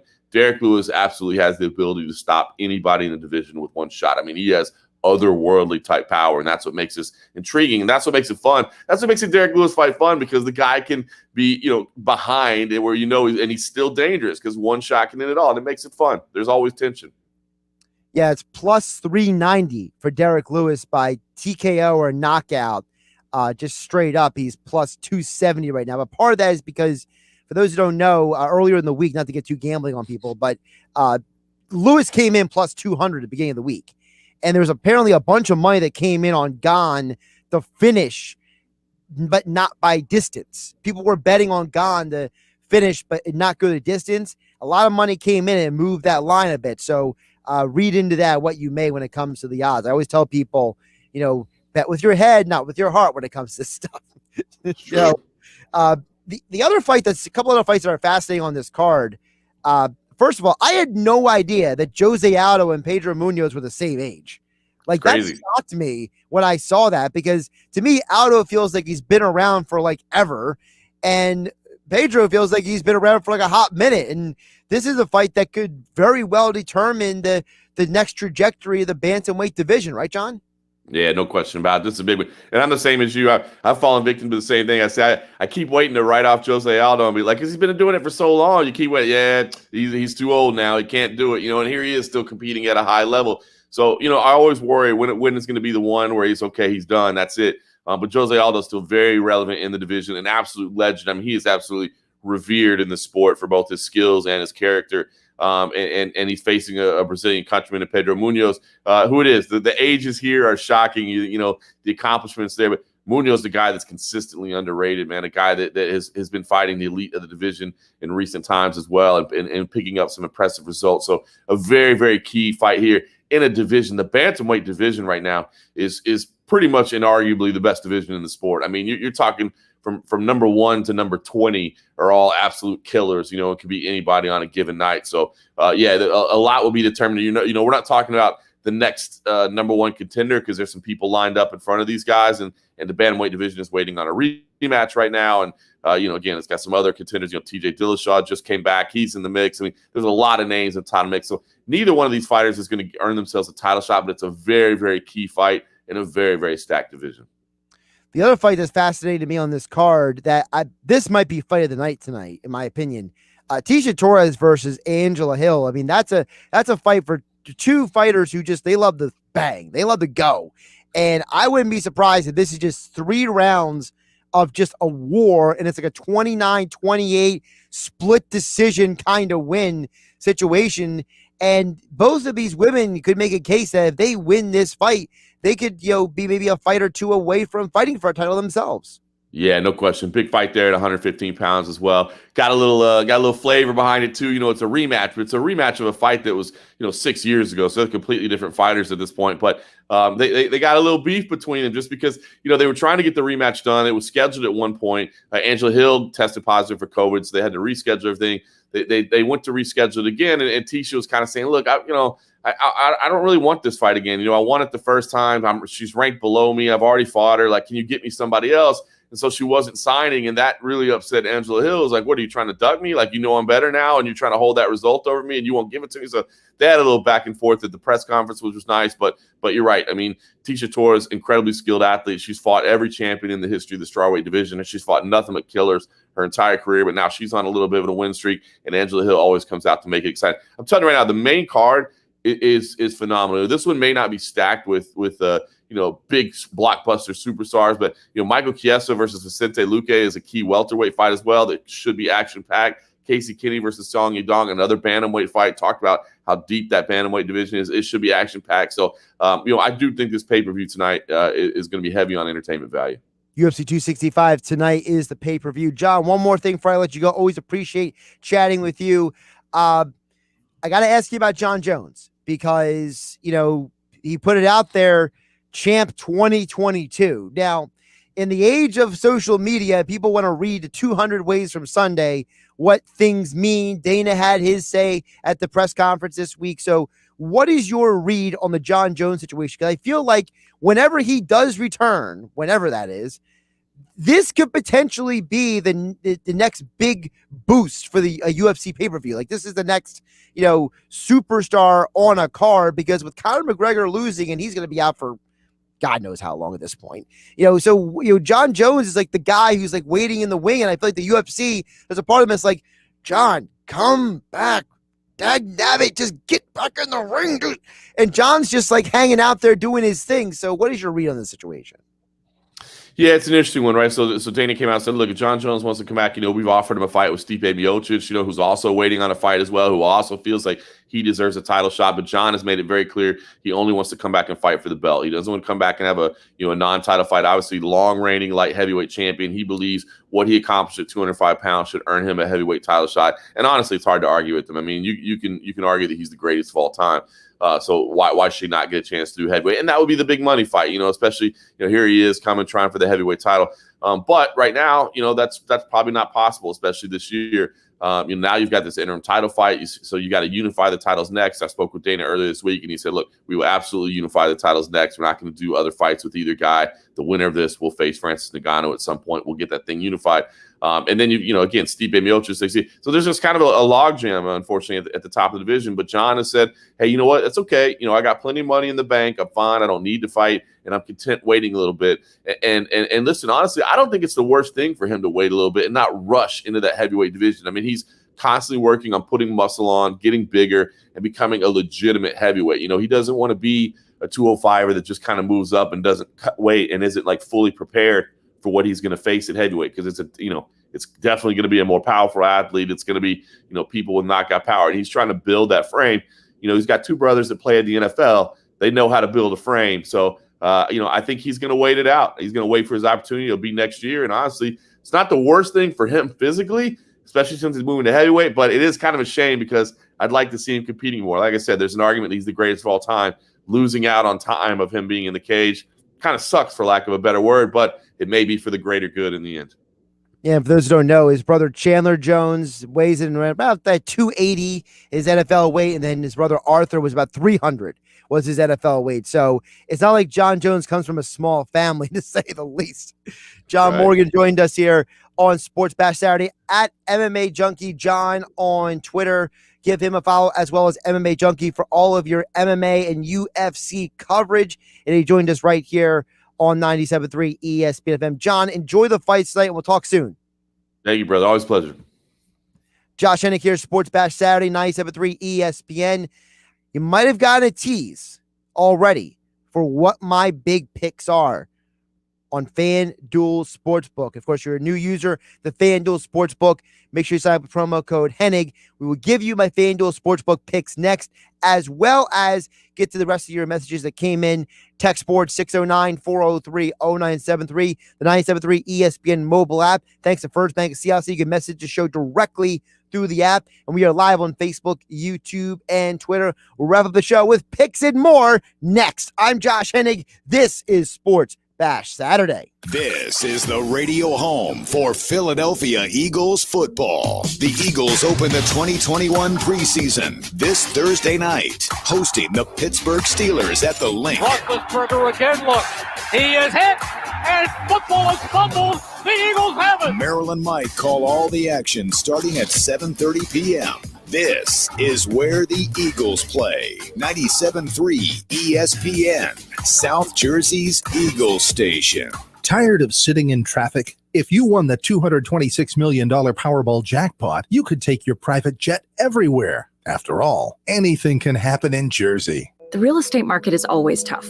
But this market, it's unlike anything we've ever seen. When the average home stays on the market just 24 days and houses routinely go for more than the listing price, who you work with matters. Realtors have the expertise, local knowledge, and personal touch to give you a competitive advantage throughout the entire home buying process. And that's something an ordinary agent could never do. So make sure your agent is a Realtor. Realtors are members of the National Association of Realtors. That's who we are.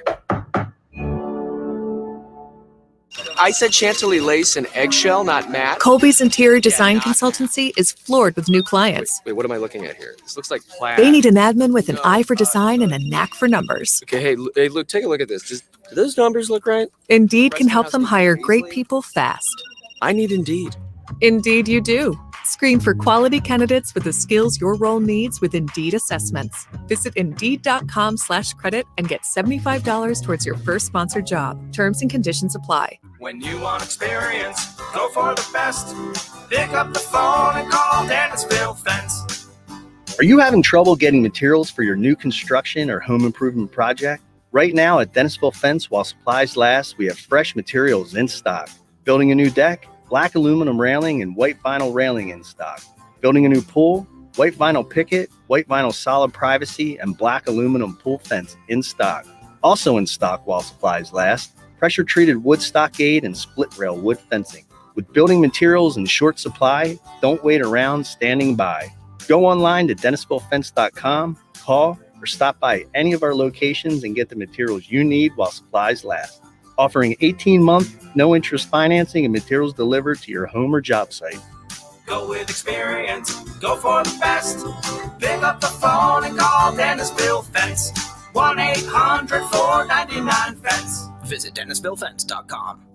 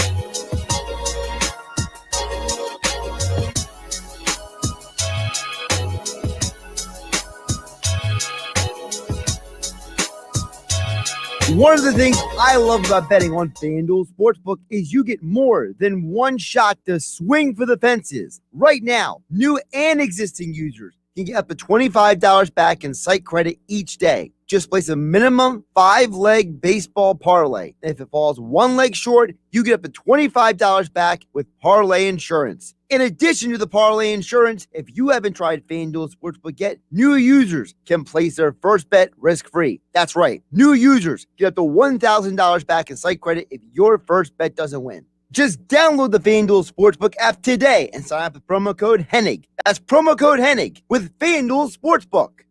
Must be 21 or older to play and present in New Jersey. First online real money wager only for risk-free bet. Refund issued is non-withdrawable site credit that expires in 7 days. Max refund $25 per game. Restrictions apply. See sportsbook.fanduel.com for details. Gambling problem? Call 1-800-GAMBLER. This is Sports Bash Saturday with Josh Hennig, live from the Matt Blatt Kia Studios. Here's Josh Hennig. Josh Hennig back here, 97.3 ESPN FM, 97.3 ESPN mobile app. It's free. Thanks to First Bank of Seattle City. As always, we are live on Facebook, YouTube, where you can watch the show, join the conversation, multitude of different ways. Of course, you can, as you watch the show on Facebook, YouTube, where you can jump on the stream. As you watch the show, comment on the stream. Just follow 97.3 ESPN on YouTube and Twitter.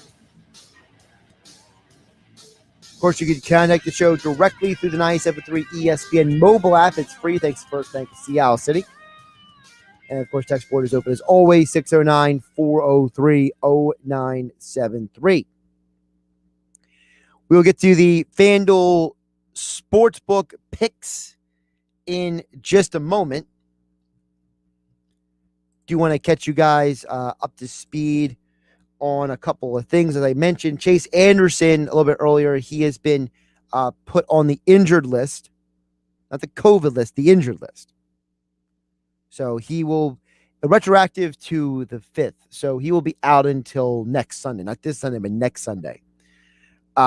Francisco Lindor told reporters today that his rehab is going well, but he doesn't know when he'll return to the Mets lineup. So his indefinite is, well, pretty indefinite.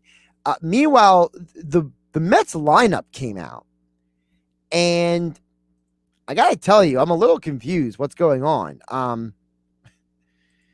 So I'm going to pull up the Mets lineup. The Mets are going to be without Michael Conforto, Dominic Smith, and Jeff McNeil are all not in the lineup today.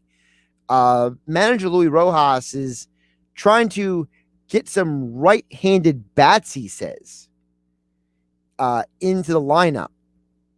So he's trying to change up the lineup against Ranger Suarez. They feel like they need more righties against Suarez. Interesting strategy. So you're going to see J.D. Davis, Brandon Drury, and Kevin Pillar in the lineup. So we'll be interested to see how this gamble pays off for the Mets. They're yanking.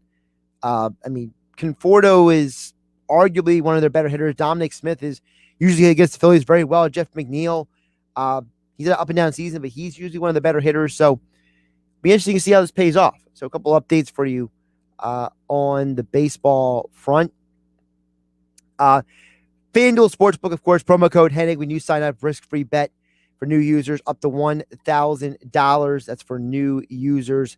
So when you sign up, of course, existing users, same game parlays, insurance, same game baseball parlays are always a fun option. All right. UFC tonight. I gave you a little bit of an idea of what I'm going to do. I'm going double in with Derek Lewis. So as I mentioned, he's plus 270 as on the money line. And I told you guys earlier, he's 5-2 as an underdog. And I think the combination of that Houston crowd with that Cyril Gahn has not fought in front of a crowd in a long time. And I think that crowd is going to fuel him. I think Lewis is going to be focused. Lewis claims he's in the best shape of his life.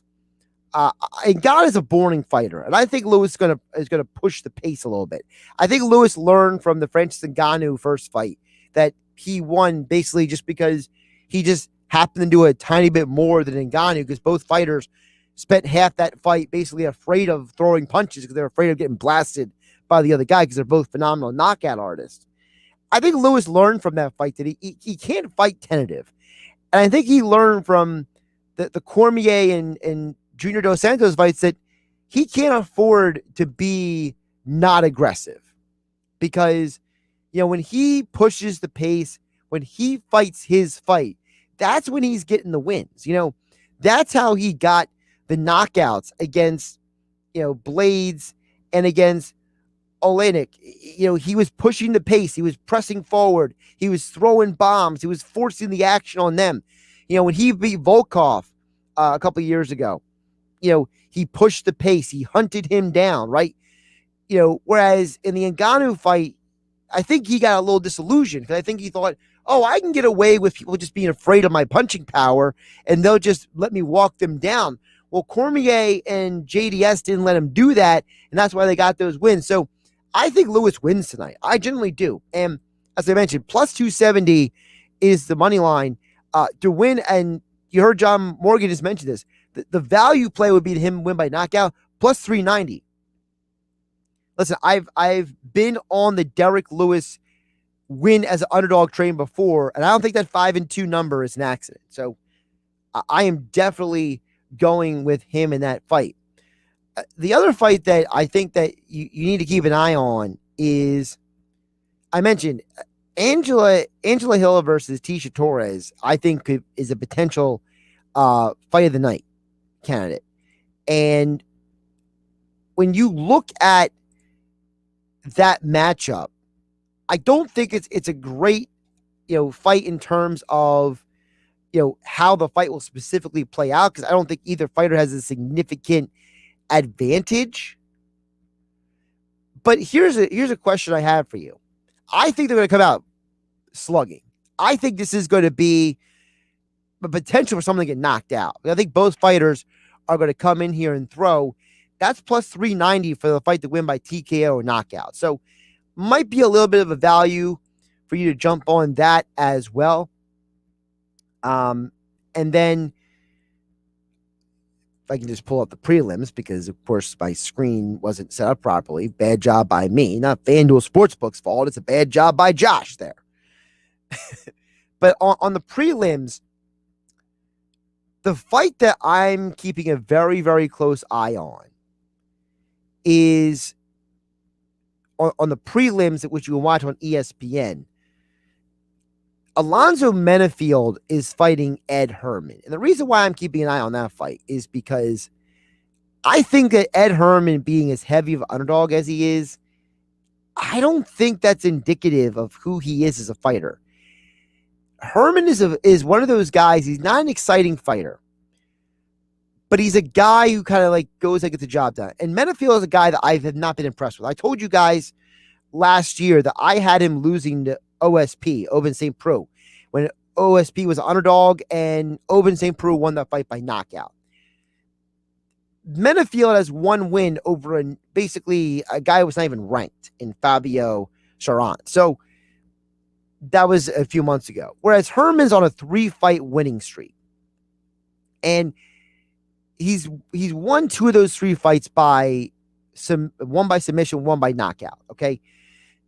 Menafield, his 2 losses in his career, one is by decision and one is by knockout. Herman, he's a guy who can finish fights. Okay. 21 of his 26 fights are not by decision. They're by either submission or knockout. So I'm looking at this fight and I'm really leaning toward Herman to get this win.